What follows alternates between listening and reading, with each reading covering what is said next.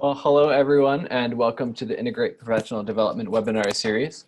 The Integrate project aims to promote faculty teaching about the Earth in the context of society.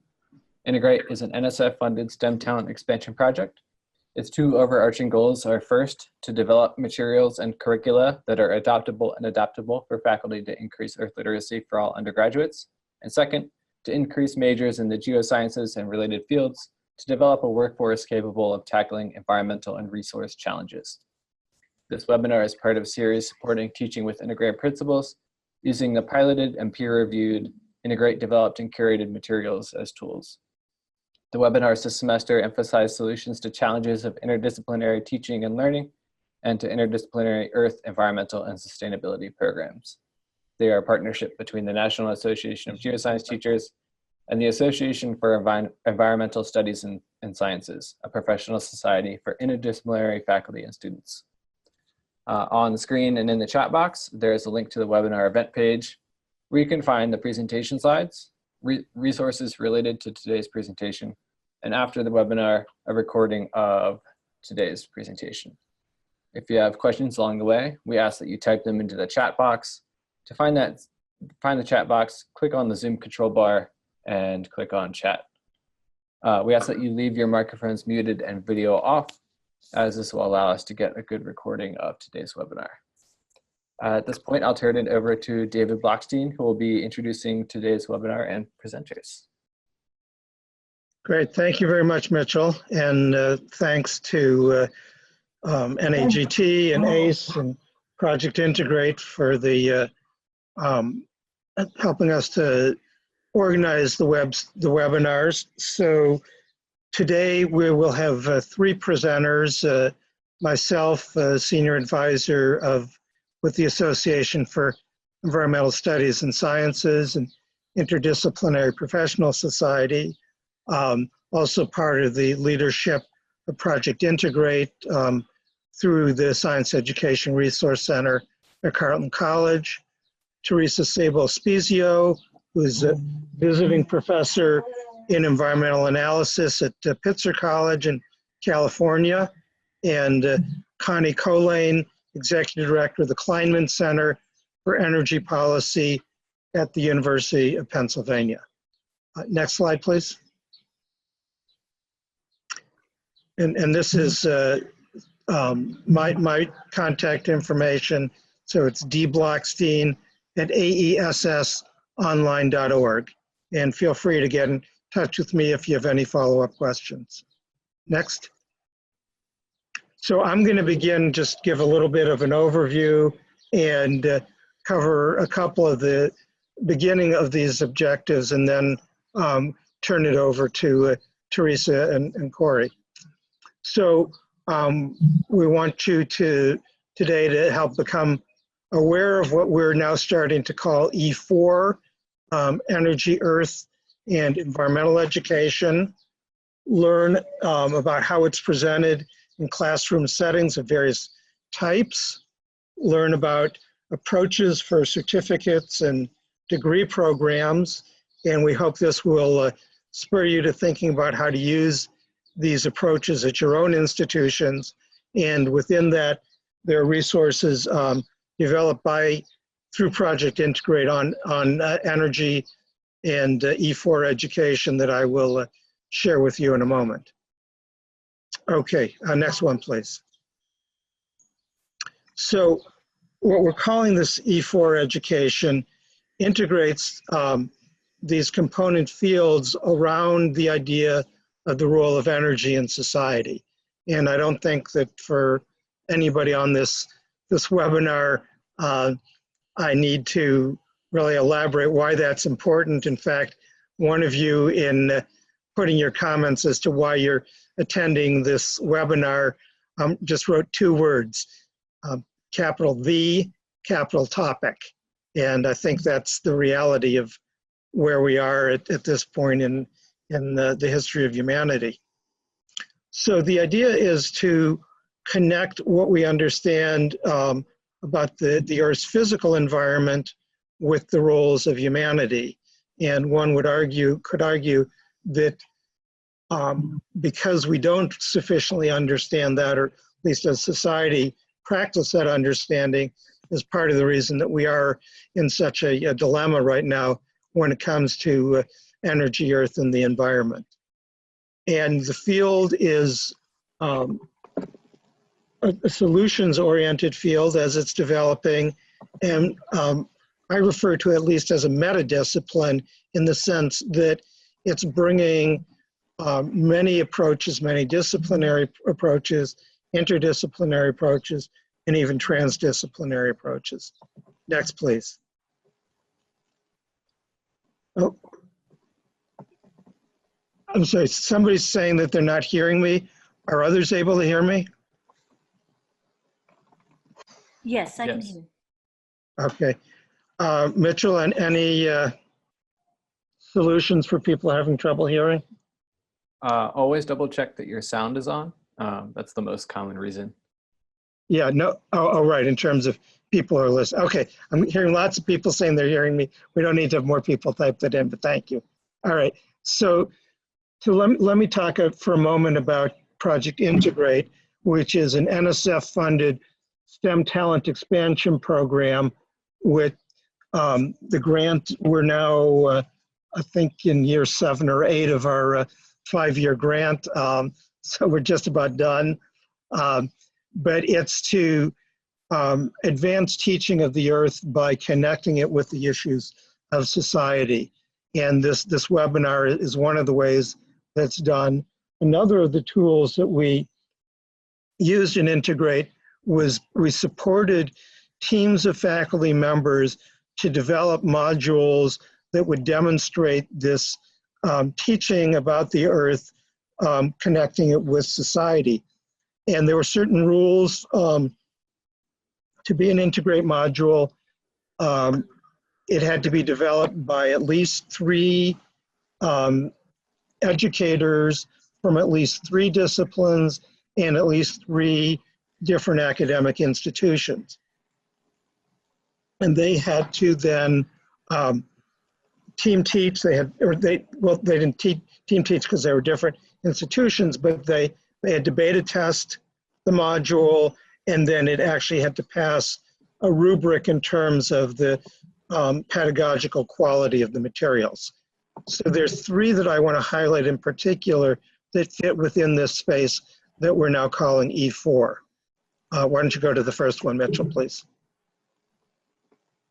So the first one was developed by a team, as you can see on the right, of 6 faculty members. It's a 3-week module. It could be taken longer. It's connecting the physical science of the climate, social science of economics, and also policy issues related to the law. It uses a model to look at the social costs of climate change and to look at the climate context under different future emission scenarios. And so there's a simulation, a game that one can use to look at the trade-offs, and then there's an assignment at the end of this module where people will actually make the case in a writing assignment. One of the things about all of these modules is that they do use active learning techniques, and so you can get these all from the CERC website, and they're linked to the web page for this webinar. And you don't have to obviously use the whole thing. You might be able, you want to cut pieces from it and use that, put it into your course, or if you feel you want to use the whole module and just adapt it for your students, that you're free to do that. Next, please.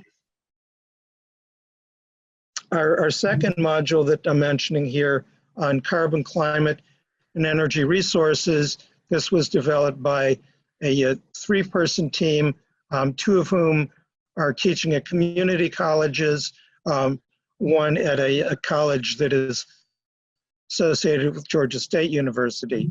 And I know there's several people on the call for community colleges, and there's obviously great interest and need in educating people at the two-year colleges about energy and environment, whether people are going on directly into the workforce, into the energy workforce, or going into four-year institutions. So this particular two-week module is really beginning with a geoscience perspective, looking at the carbon cycle, and then using real data to allow students to explore the carbon cycle and various ways of using and managing carbon, as well as considering the societal context. And does get into the controversial topic of geoengineering. Next, please. Then the third module is actually an entire course that could be developed as an online course, or could be taught, or could be, again, have the pieces taken. There's 11 modules in this course on renewable energy and environmental sustainability. It begins with a historical perspective on energy, again, sort of focused on geosciences, earth science perspective, but using the lens of energy and environmental technology. And it's focused on the undergraduate level, but like all of these, by using the hands-on experimental and learner-centered interactive approaches, that it can be adapted into a variety of levels. Next, please. I know we have several people who registered for this webinar who are teaching at the high school level, and I find that in many cases, especially with the upper level high school courses, that there often is not a huge difference between high school education and introductory college education. But I do want to highlight two programs that are specifically focused on the K-12 level. One is this National Energy Education Development Project, or NEED, and this is they have their own curriculum. Some of this is subscription-based, and other parts of it is free. They also do they do workshops, and they do faculty and educator preparation with that. So again, focused on the K-12 level, but also adaptable for undergraduate education. Next, please. And then the National Energy Foundation is another organization that is focused on energy literacy at all levels, especially with their pre-college work. They have curricular materials that are available from them. And then a couple years ago, they did a comprehensive national survey of energy education. And so that would provide nice context, at least for yourself, if not for your students. And so again, resources that are, some are for free, and others are at a certain cost. Next, please. And both of these groups, NEED and National Energy Foundation, have participated in events that I organized when I was with the National Council for Science and the Environment. We did 3 national energy education summits where we brought together 100, 200 educators each time to share their experiences and share their practices in terms of teaching about energy in a context of sustainability and resilience.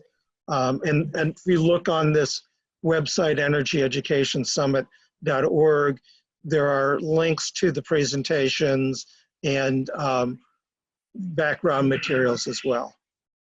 Next, please.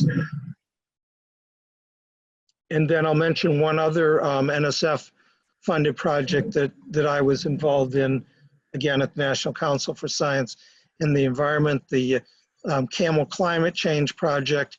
CAMEL stands for Climate Adaptation and Mitigation E-Learning. It is a resource repository, and it's now available through the Integrate site through the Science Education Resource Center at Carleton. The materials are a little bit dated now, but there still is a lot of, I mean, they're, you know, maybe 3 to 5 years.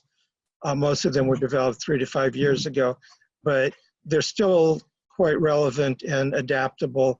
And there's also an online course in climate change education that's available through that website.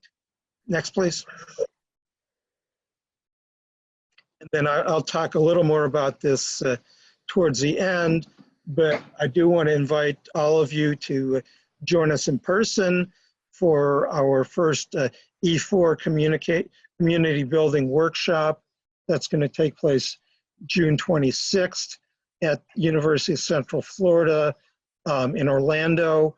It's part of the conference of the Association for Environmental Studies and Sciences, and this is a chance for you to meet in person with other people who are teaching about these topics or who would like to be teaching about the topics. And we still do have room for a couple of talks, and I'll talk about this a little bit more. But I guess before I turn it over to Teresa, the other thing that I want to say is just in looking at the registrations for this webinar, many of you talked about how you are teaching a course in this area or developing courses that have components of this. And so, you know, if you can come in person and join us in Orlando, that would be great.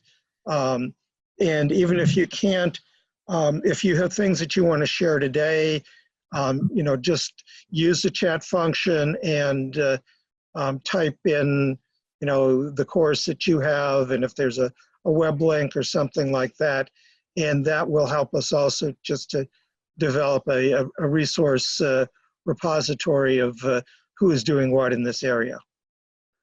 So I will stop for now. I will then come back on to wrap things up, but I want to turn to Teresa Spezio, who's go ahead, Mitchell, with the next slide for Teresa.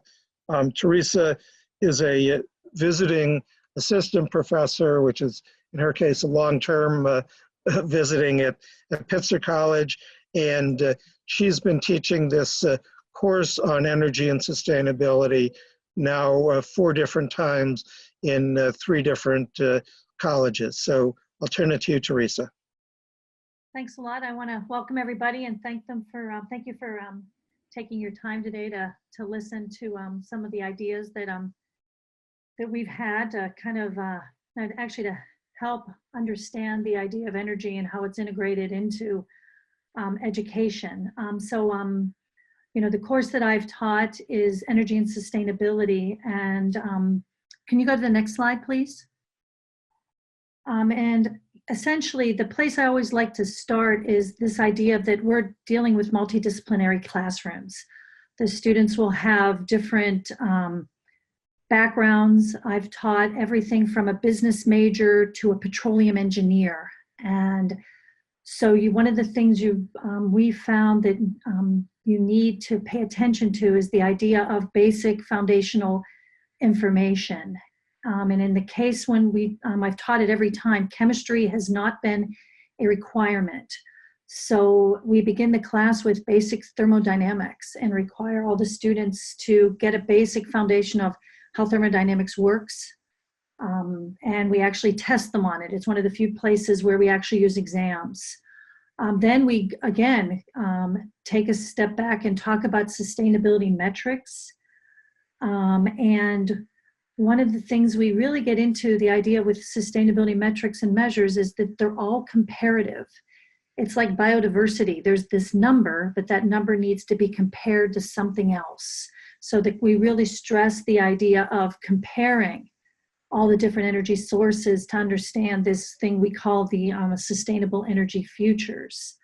And then finally, as David has already mentioned, I've taught this class at 3 different institutions. One was a large public institution, that's the University of Houston. And I team taught it with a chemist and another historian. And just to take a step back, I do have my PhD in history, but I also am a practicing environmental engineer. So I kind of live the interdisciplinary, transdisciplinary life. And then since then, I've taught it as a postdoc at Colby College, and then now I'm a visiting assistant professor at Pitzer College. So we've, the class can be fine-tuned based upon the type of university or college you're located, and the same thing goes if you're at a community college or even at a high school. So that's kind of the basics on how the course has been set up. Can you go to the next slide? So there are lots of opportunities. I really want to get into the idea of opportunities and challenges for teaching a course that deals with energy and sustainability. And I've already kind of mentioned this a little bit, is you're going to get knowledge from a myriad group of students. We've had everything from first years to seniors in these classes. We open them up to everybody. It's not, there's really no prerequisite. So we've had everyone from economics, chemistry, engineering, physics, business, environmental studies, of course, anthropology, sociology, historians. It's really a group of students that want to learn about energy, about sustainability, about climate change. And so I hate to say it, or I really kind of really have to acknowledge that the students, most of them have a passion for interdisciplinary thinking. I teach at Pitzer College, which is a college that deals with social justice and has an interdisciplinary bent to it. So when I teach it here, most of the students are aware of interdisciplinarity. When I taught it at both Colby and the University of Houston, we had to get into the ideas of the differences between an interdisciplinary and a single discipline class. So the students tend to self-select for these courses. They're primarily interdisciplinary thinkers, or at least want to become interdisciplinary thinkers. And also they tend to have a passion for environmental issues. And I say that specifically because when we taught at the University of Houston, we had petroleum engineers, and these petroleum engineers did understand that they needed to understand the issues that go along with continuing to pull fossil fuels out of the ground. And then finally, the thing that I think that's most important for something that's as big as this idea of let's look at energy and sustainable futures is we focused on a particular issue. And essentially, in our case, we were in a sustainability program, and so we looked at energy. And you can do the same if you're in an energy program. You can look at the particular issue of sustainability. And that really allows you to fine-tune the questions that you're asking, the readings you need to include for your students.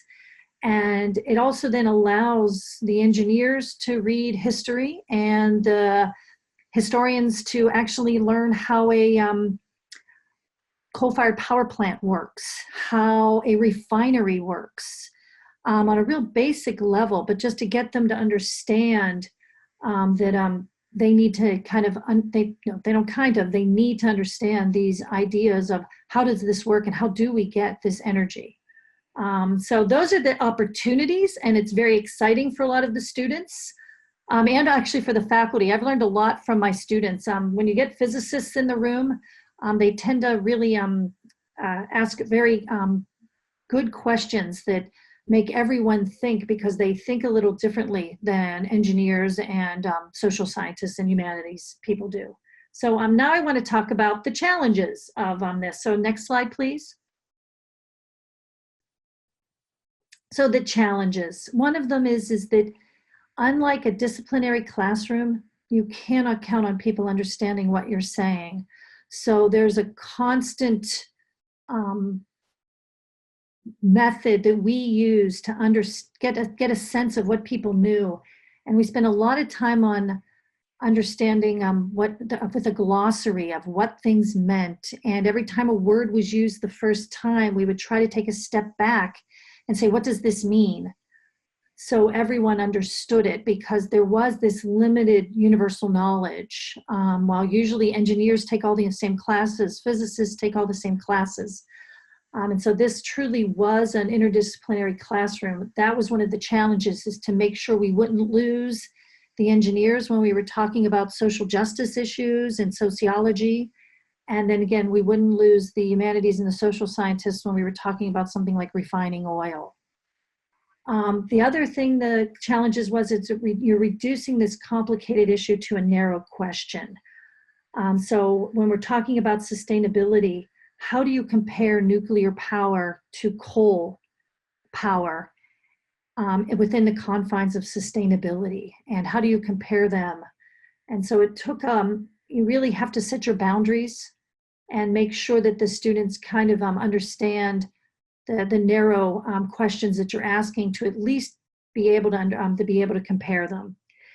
And then the last challenge, of course, was this shared foundation for learning. I talked about the idea of using thermodynamics, talking about sustainability measures, and just really on a continual basis, making sure that everyone understood what everyone else was saying, and really having the social scientists, the humanities students, and the science students and the engineering students work together in groups to learn their own language, because it ends up becoming a very language intensive course, to make sure that everyone understands it.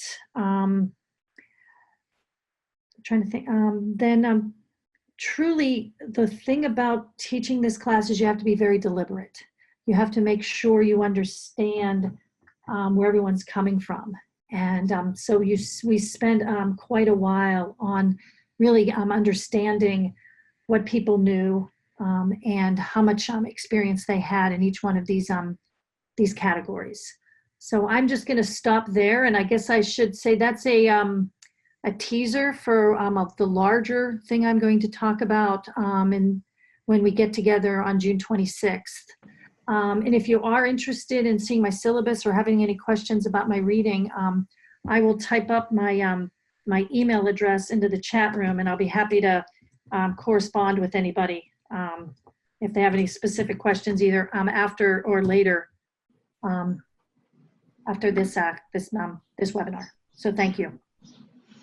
Great, thank you very much, Teresa. And yeah, so Teresa will be speaking at the workshop on June 26th, as will be Corey. And if you have specific questions for Teresa, you could put them into the chat function now, or email them to her with questions that you might have. So somebody's asking you, Teresa, about your size and format of the class, number of students, lecture, seminars, so just a little bit more into the context of how you were teaching it and to whom. So the class was as many as 40 students and as small as 20 students. The class tends to be both lecture and seminar style. It's hard to have a seminar when you have 40 students, but we did try to break them up into groups when we taught it as large as 40 students at the University of Houston. But it tends to be both lecture and seminar, kind of a hybrid of that. It was face-to-face. I have never taught it online. It would be fun to teach it online. And again, as I mentioned, the types of students were economics, chemists, engineers, physicists, business majors, anthropology, sociology, and history. And we found that when we tried to teach it purely as a seminar, because of the lack of that foundational knowledge, students got lost. And so we actually had to take a step back and actually teach it as that hybrid lecture seminar. So everybody had that shared knowledge. Great, well, thank you. And if there are more questions for Teresa, you can go ahead and type them into the chat and we'll get to that. But I will introduce now Cornelia Colijn, who is the director of the Kleinman Center for Energy Policy at the University of Pennsylvania. So go ahead, Corey. Yeah, thank you, David. So I am joining you all today from my cell phone. I was just at a funeral this morning, so this is not the format that I thought that I would be talking to you all from. So I appreciate you accommodating this being slightly off. So my name is Cornelia Colijn. As David mentioned, I am the Executive Director of the Kleinman Center for Energy Policy at the University of Pennsylvania. Though my interdisciplinary background doesn't quite span as wide a breadth as Teresa's. I was very interested to hear both history and environmental engineering. So I am trained, my training is kind of squarely rooted within earth science and applied geoscience. And I find myself kind of via a winding road running an energy policy center now. So different, but increasingly related in practice, these two fields. So if we could get to the next slide, I'll tell you just a little bit about where I'm coming from and how this is situated and what the context is. So the picture all the way on the left, that is the beautiful building, the Fisher Fine Arts building where the Kleinman Center is located. We as a center are 5 years old. We were founded 5 years ago with a $10 million 5-year term gift that just last week was renewed for an additional $30 million. And we do a lot of things with that money, which I won't get into, but which I'm happy to talk to with anyone about offline. But one of the things, and specifically for the context of this conversation, that we do is we offer a certificate to graduate students at the University of Pennsylvania who are interested in energy policy or energy management. So we teach classes in that certificate. It's a 5-course certificate that any student at Penn who's in a professional program, so an MBA program, a JD program, our Earth and Environmental Science Master's program, they can come over to the Kleinman Center and by taking 5 classes can add an energy management and policy certificate onto their education. We have plans as part of this expansion, this $30 million that we received last week, to branch out and possibly offer a master's degree, likely a professional master's degree in energy management and policy at Penn. But we are still very much thinking about that. So I'm entering this conversation with a little bit of, 5 years of background, offering some courses and hearing from students about their experience and working with faculty on campus to conceive the type of classes that we're offering in the program, but also very much a student right now in trying to think about and learn from other folks about the best way to approach possibly starting a new program. So the second photo is the School of Design, and this is important for a few reasons. So the Kleinman Center for Energy Policy is housed in the Stuart Weitzman School of Design at Penn, and there were a few different reasons why the gift was situated in the School of Design, but one of the unexpected benefits of that gift being in the School of Design that I have found is that design schools have a really interesting teaching pedagogy. So they do something and they offer courses called studio classes.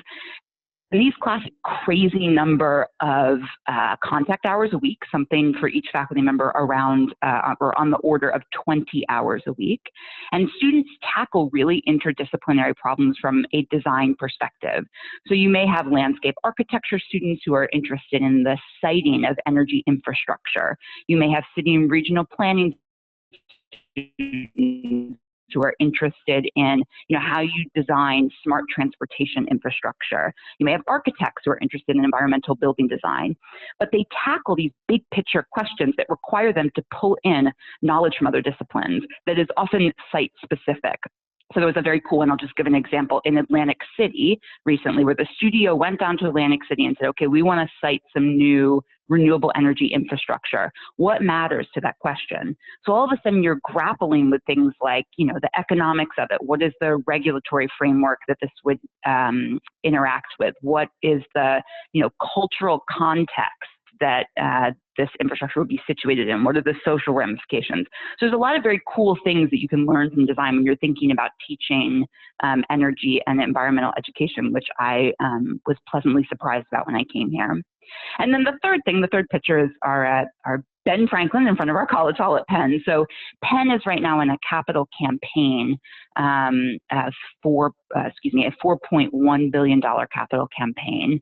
And one of the main areas that is interested in raising money around is energy and sustainability. So this has become a priority on campus. So it's a great time here at Penn to kind of be thinking through some of these problems. We're going to be doing a lot of faculty hiring. We're starting a new program and all of that stuff. So it's a great time to be at Penn. Next slide.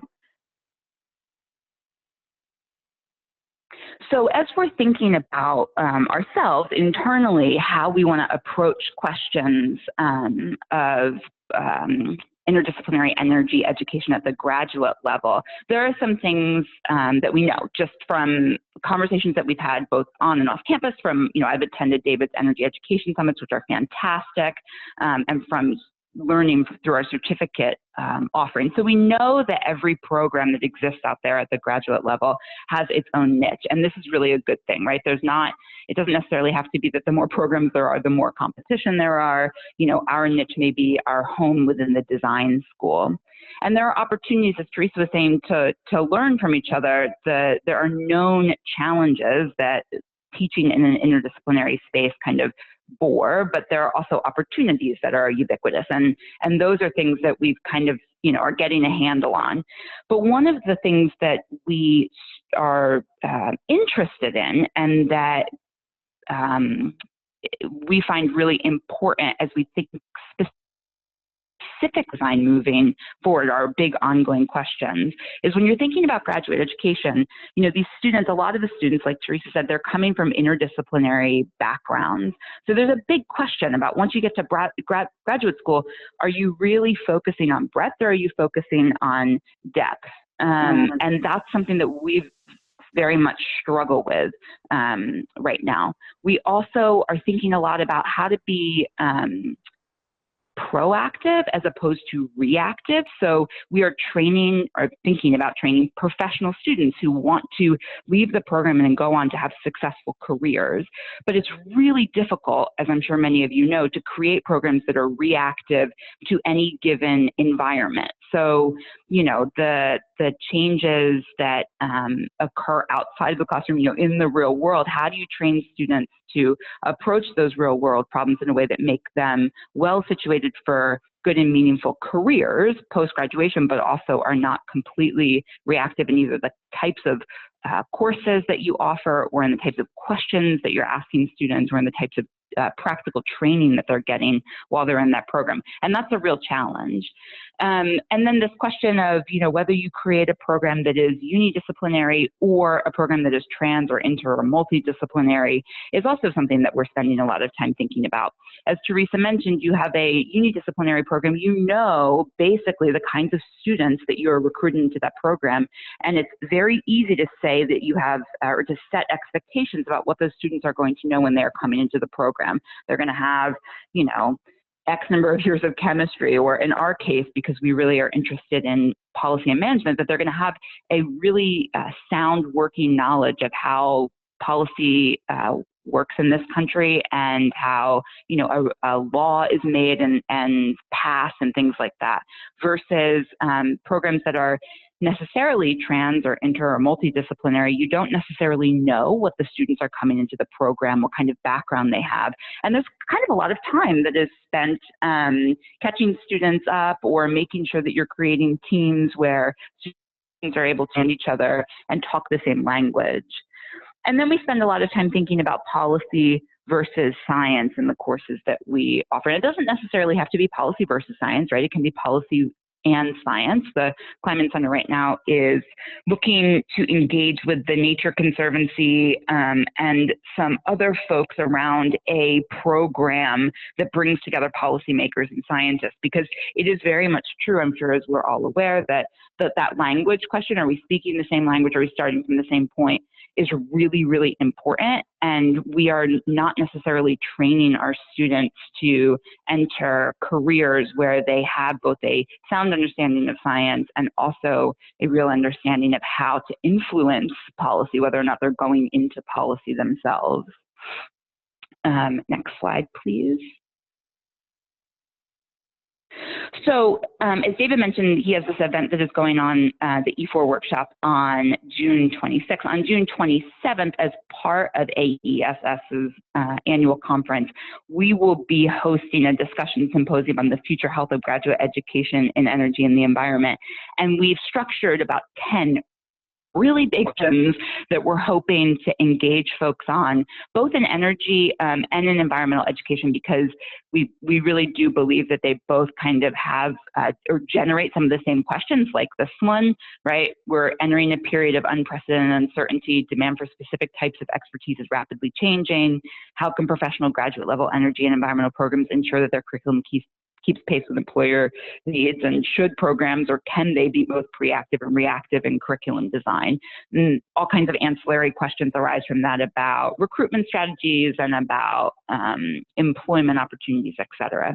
So that we've got about 10 of these big questions. We're probably not going to get through all of them. And we've got folks coming from Stanford and from Carnegie Mellon University, which has a fantastic program that bridges policy and technology and energy.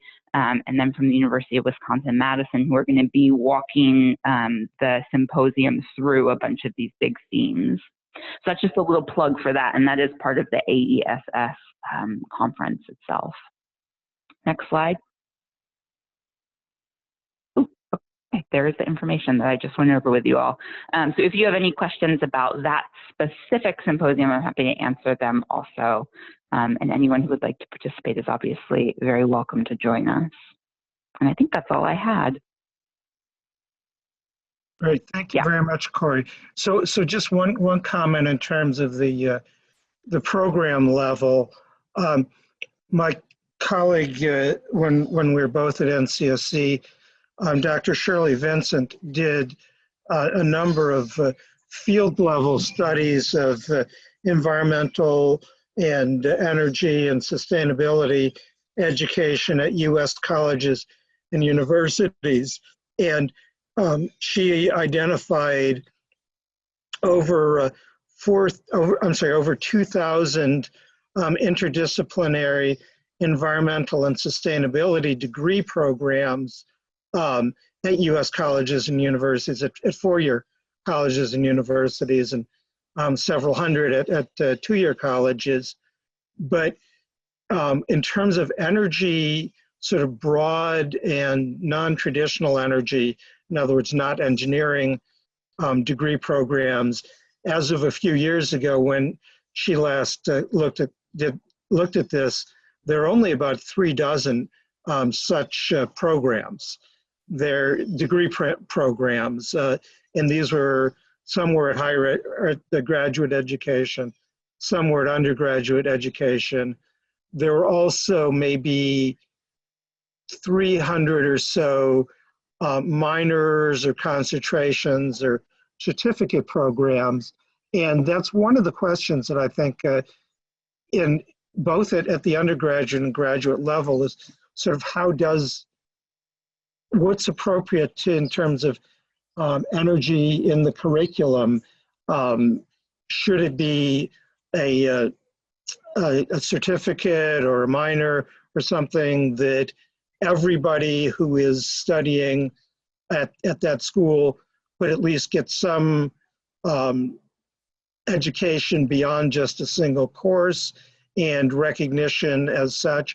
Or and it may not be it may be an and/or question rather than an or question of whether it should be offered just as or should it be offered as a degree program, and then those sort of roll into the questions about, well, what happens when one graduates? Are you able to then get a job in this area, or what credentials have you gained as part of a degree program or as a certificate or a minor or something like that?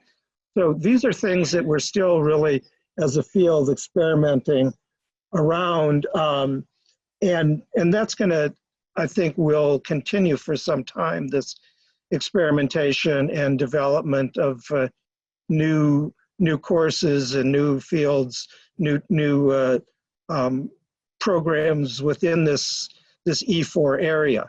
So as we've all mentioned, this workshop, if you can join us in Florida on June 26th, that will be fabulous. If you can't, we will be posting the abstracts and the PowerPoint presentations. I'm not sure if we're going to be able to get videos of, we'll get videos at least of some of the plenaries and present that there, or put that up on the website for those who can't come in person. Next, please. But some of the questions that we're going to be looking at are the kinds of things we talked about today. Classroom issues of content, curriculum, pedagogy. We haven't talked really today about advancing diversity, but E4 is potentially a really great way to diversify, especially in the earth sciences, which are really appallingly non-diverse in terms of the demographics of our students, but by connecting it in with our education, in with societal issues, just as we found with Project Integrate, we can bring in students who are not the sort of traditional white students who are coming into this field, or into the geoscience and earth science field.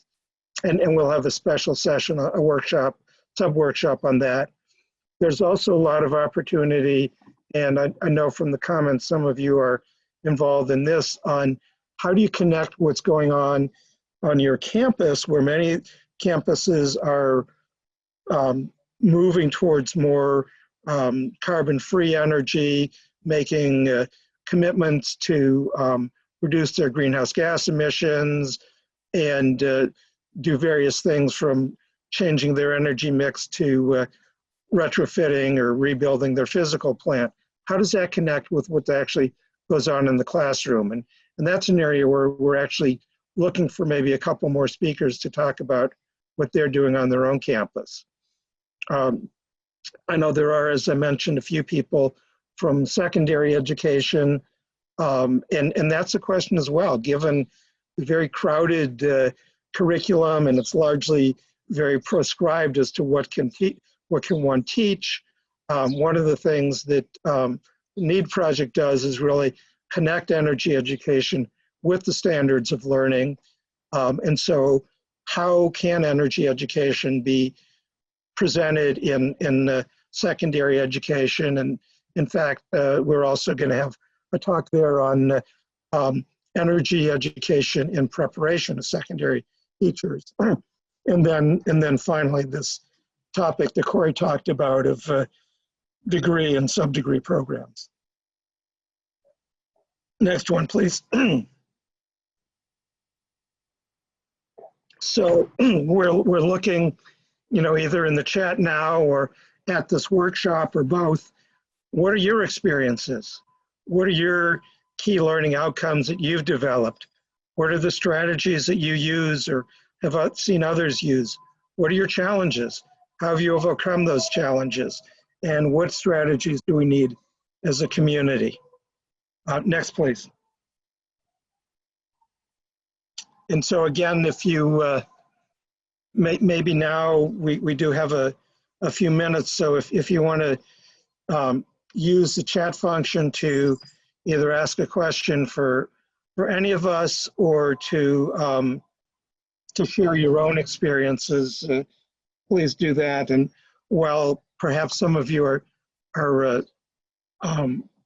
typing, I want to just ask Teresa another question in terms of this. I know for a lot of people, the idea of teaching students who are coming in from a more technical background, whether it's earth sciences or engineering, as well as students from the social sciences or environmental studies, it's a pretty daunting task when you may not feel like you have, not everybody's going to have like you do, a background in both engineering and history.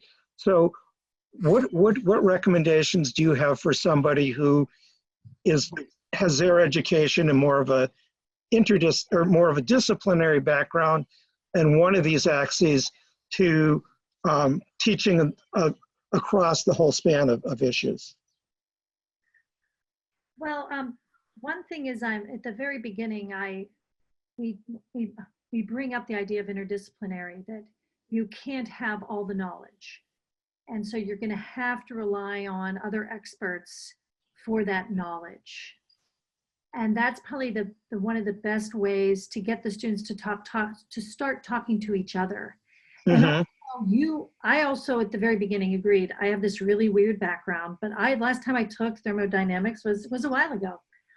And so I start the class off with, I'm not going to have all the answers, and no one's going to have all the answers. That's why we're all sitting in this classroom together. And I see someone asked the question about diversity and inclusion. That's really where diversity and inclusion really starts, is from that first day where you have not only different majors, you have different, you have the first years versus the seniors. You have African American students, you have Asian American students, you have Latinx students, you have white students.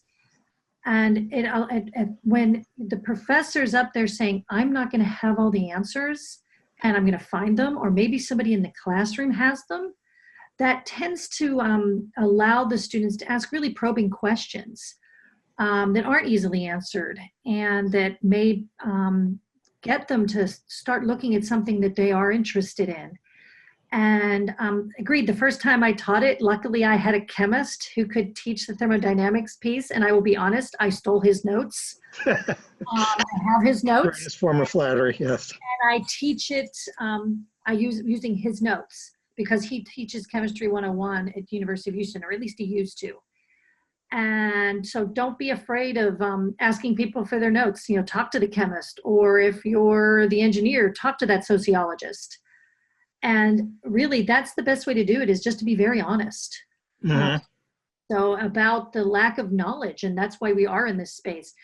I am the expert in some things, but not everything. And I have had students who are the experts, and I let them take the class for 10, 15 minutes if they want to talk about something like fusion or fission, where they actually, or refining, where they've worked at refineries. And so you kind of allow that to happen.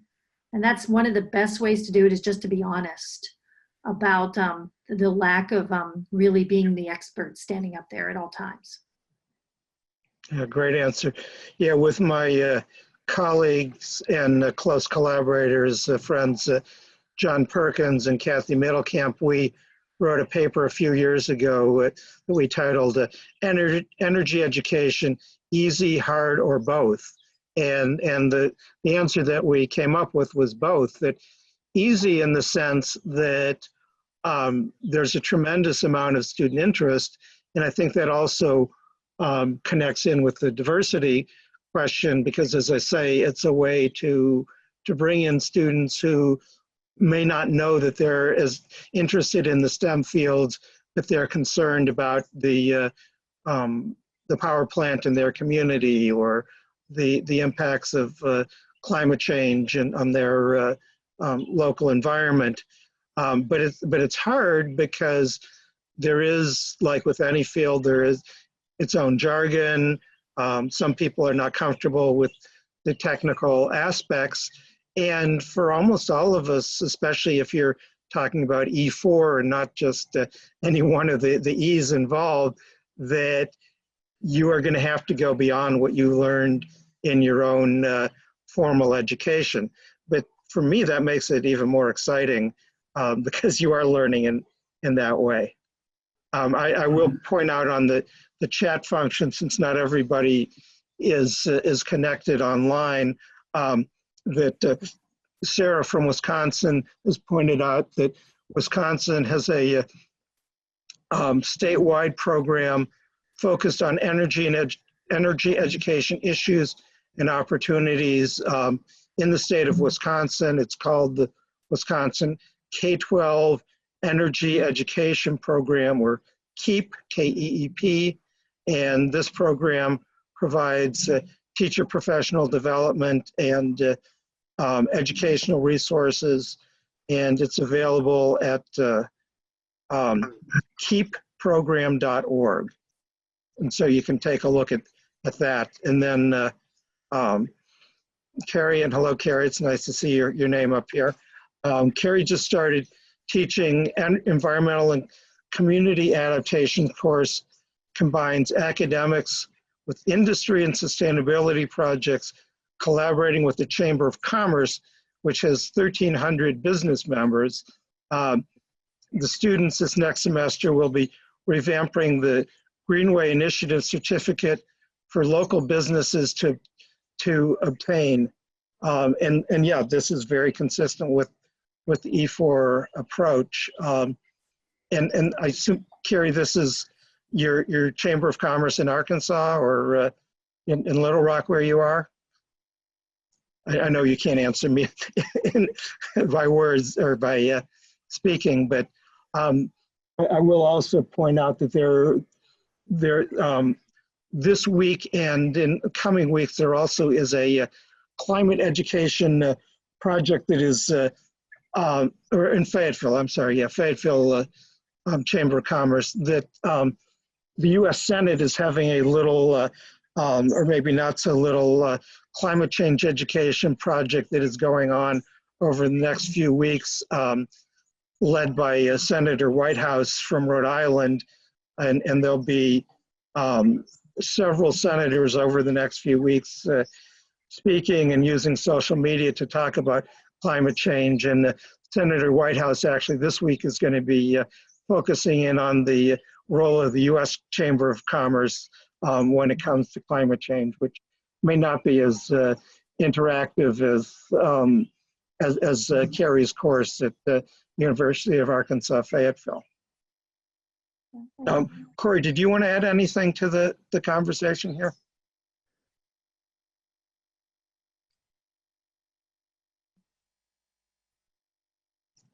I might have just been, but in case Corey's not there, that's Zach's question about diversity and inclusion and what does that space look like?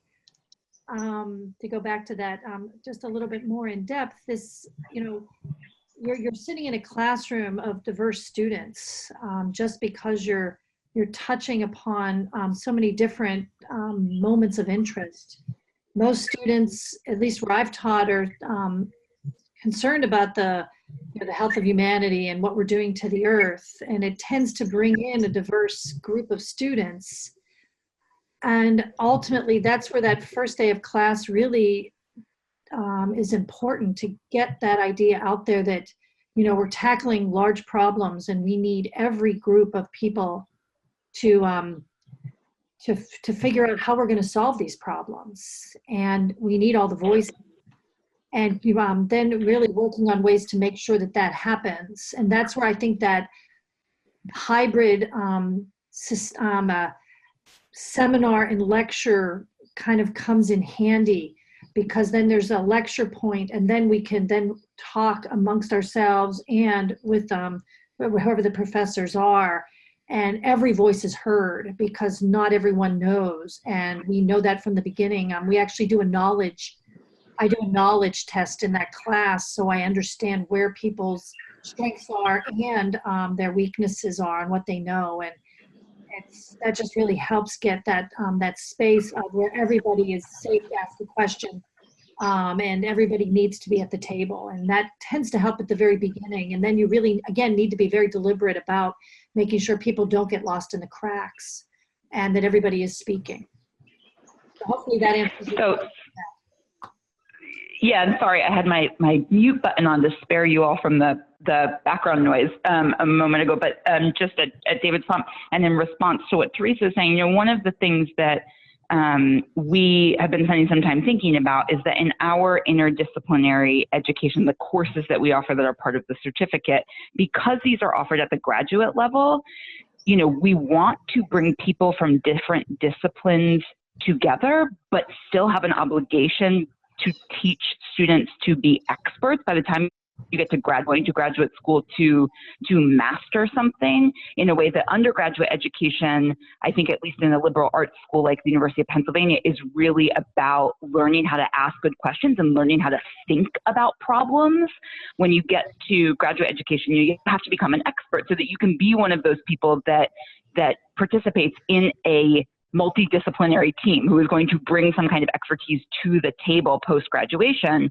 And I think, when we structure these classes that are bringing people from, like Teresa was saying, from these different disciplines to the table, we have a little bit of a hard time about, what the appropriate level of, or what the appropriate starting place is that allows us to both celebrate that we have and benefit from the different disciplines that are in the room, while also going, much further than an undergraduate education necessarily can do in a specific area. Great, thanks. And we're pretty much at time here. So do you want to just advance to the close here, Mitchell?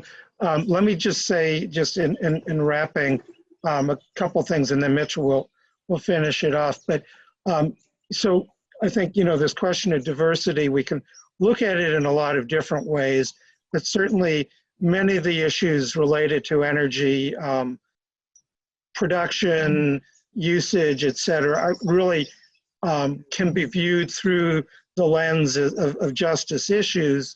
And I'm encouraging, in fact, that when we do our fall webinar series, that at least some, if not most of the talks actually look at this whole question about diversity, inclusion, equity, and related issues. So if any of you are interested in presenting a webinar on that, or presenting in a webinar on that, you could get in touch with me or get in touch with Mitchell. You'll have gotten the emails from about this webinar. So Mitchell, you want to wrap it up here with the closing slide, please? Sure. So a quick thank you to David, Teresa, and Corey for today's presentation, and thank you to everyone who attended. So we have a couple upcoming opportunities that we wanted to make you aware of. This is our last webinar of the spring series, but do check back. We'll probably have a few more in the fall. Consider your department or course for NAGT's Traveling Workshops program. Our fall workshop application deadline is June 15th. Join us at the 2019 Sustainable Futures Conference. That's happening in late June in Orlando, Florida. You could also participate in the Energy, Earth, and Environmental Education Community Building Workshop on June 26th, or the Future Health of Graduate Education in Energy Environment on June 27th. We also invite you to join us at the 2019 Earth Educators Rendezvous. That's happening in mid-July in Nashville, Tennessee. If you're an NAGT member, we thank you for your continued support. If you're not yet a member of NAGT, we encourage you to become part of the community. Visit nagt.org to join or to renew your membership. And as always, we appreciate your feedback and ideas, and we encourage you to fill out our webinar evaluation. You can find a link to that in the chat box. I'll also send a link to that in the follow-up email. And we also invite you to participate in our community discussion board if you'd like to continue this conversation. We saw lots of cool ideas coming in through the chat. So we encourage you to post those ideas on that discussion board links there as well. Quick thank you again, and hopefully we'll see you at one of these events this summer. Thanks. And thanks everybody for joining us today.